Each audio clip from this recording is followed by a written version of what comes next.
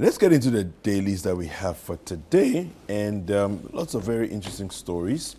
I noticed something. Both digital newspapers as well as the physical newspapers have a lot of corruption stories. Yes. I noticed that.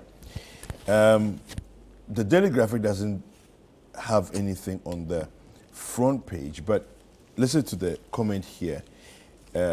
Reverend Dr. Markway tells voters, don't sell your conscience to politicians, right? And that really just speaks to the fact that people take money, and instead of voting objectively, they take money and vote because I've been given money personally. It's like, let the country go to the dogs. I don't mind. I don't mind. Yeah, as let long me as collect I have money this money and then, right now. Yeah. And that's corruption right there. Yeah, and in the Ghanaian Times, we also have something about You have some corruption. corruption? What's that? Fight against corruption. OSP's powers must expand to ensure effective corruption fight. Yeah, And that's can you by the imagine? special prosecutor. Look at what the finder says here. The anti-corruption fight showing no improvement. Yeah. Can you imagine? And then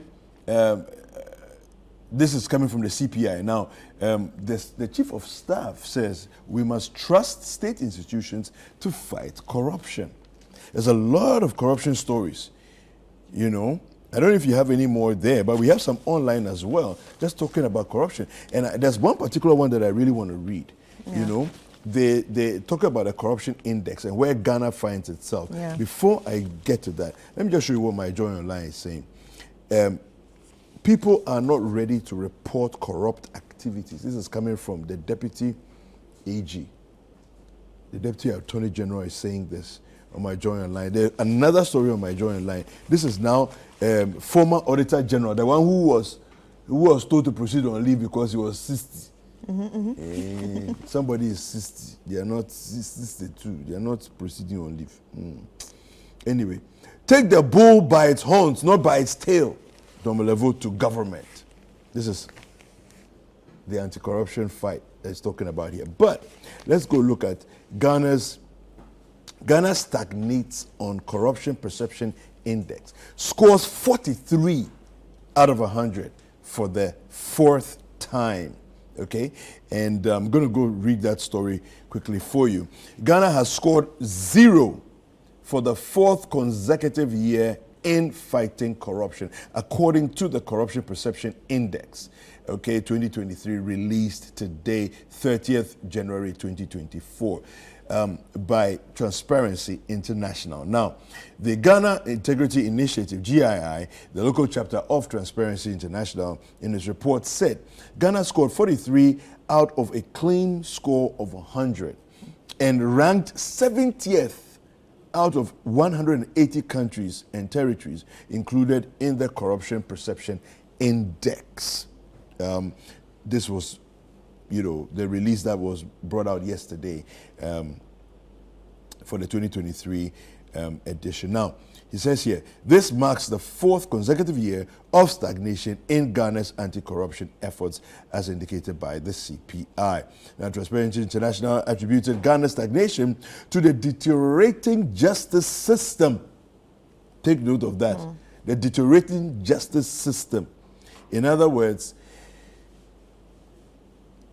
it's those who are not the investigating side, but those who are assessing the cases and determining whether you're guilty or not.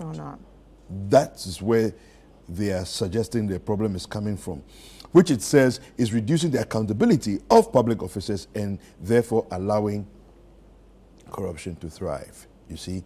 So when public officers are not held accountable, when public officers apparently tend to get away with things that are clearly and obviously, you know, sometimes the worst is a slap on the wrist, and that's it. Yeah. You know, when that happens, it's only going to make people feel like, you know what, if they can get away with it, then why not? Why can't I get away with it? Well, that also takes us back to what we've been discussing throughout the week about how the media personnel have been abused by certain people, and really nothing has been done about it. And like you said yesterday, if one person can be brought to book, and made an example, that will actually teach a lot of people how to behave. But if people feel above the law, then so if you look at what happened during the parliamentary elections, right? So we have a case of Katie Hammond caught on video.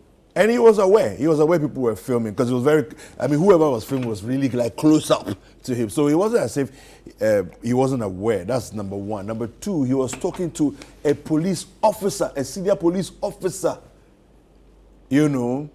and whilst talking to the police officer, he's telling the police officer, I will get the guy beaten up. No.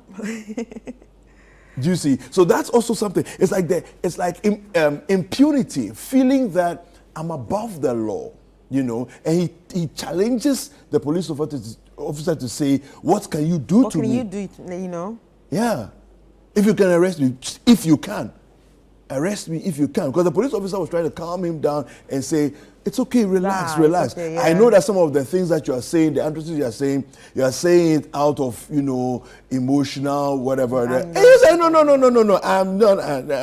I'm not being emotional. I'm telling you, when I finish what I'm doing here, I'm going to organize people and we will beat him up.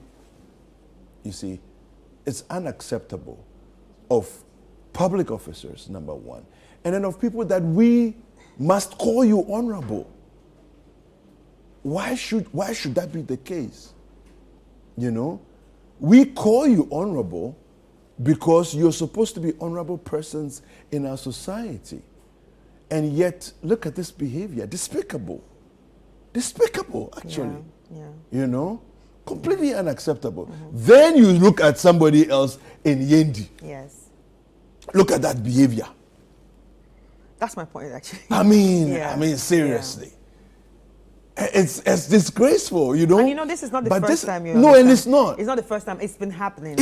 And nothing has been. And people are becoming emboldened to continue. Because somehow, guess what? We don't hear from the police. True. You see, and it's not as though they won't come and talk, and that we should give them time to come and talk. There are things that we know how the police works. When they want to issue statement, the very next day or in the evening of the same day, the statement will come. So far, silence. True. The political party MPP, they say they are waiting for reports before they will release statement. So all of these things drag out, and makes us feel that, well, when it comes to certain people, it looks like we are all not the same. Yes. Yes. And it's like the law is preferential depending on who you are. How is that even fair? And that's why CPI will say that it's actually the judicial system. Yeah. The system, the place where we all can go and have a fair hearing. True. That place. And so, I didn't even expect that it would be the judiciary that will be pointed at. Because if you asked me, I would have thought maybe the government or something. You understand? Or let's say the politicians or whatever. Politicians or something. But now it's directed to the. And it's a the bit place sad, where we can all get a fair hearing. And it's a bit that sad. Place. It's like we're not getting a fair hearing. It's like we're not being treated fairly. Because if it was me, you will see police cars driving here at top speed, like Rambo style, coming to come and catch me, right? But somebody assaults a journalist in the broad view of everyone, and up to now, don't go anywhere. Sports Review is next.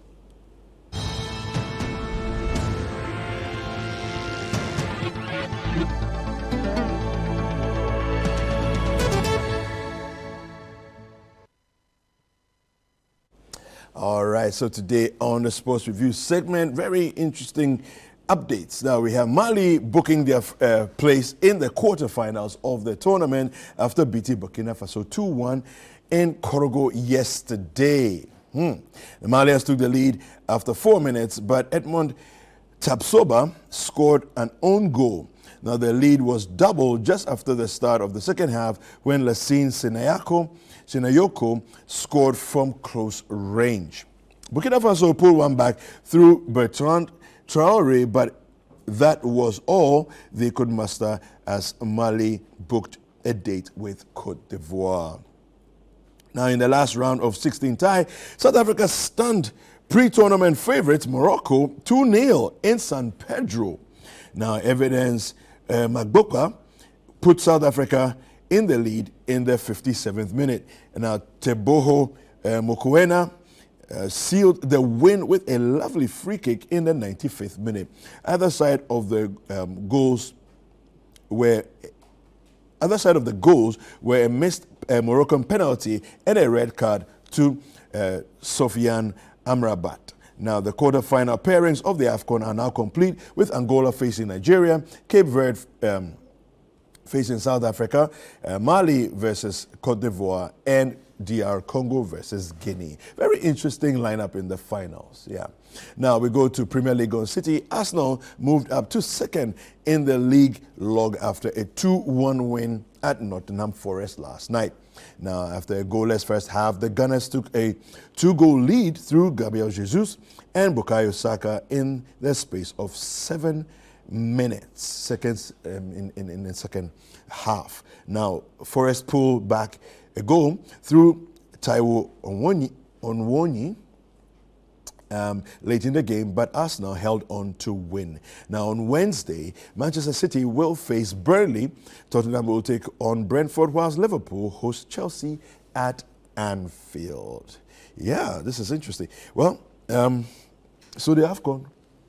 Yeah, very interesting times we have, isn't it? Times. Morocco, nobody would have imagined Morocco losing to South Africa. I said the AFCON would disgrace you if you think you know who will win. So at this point, I don't have fingers crossed for anybody. I'm just watching the match with let's just enjoy and have fun. Exactly. That's all. It's as simple as that. Exactly. Yeah. All right, so that's it for Sports Review.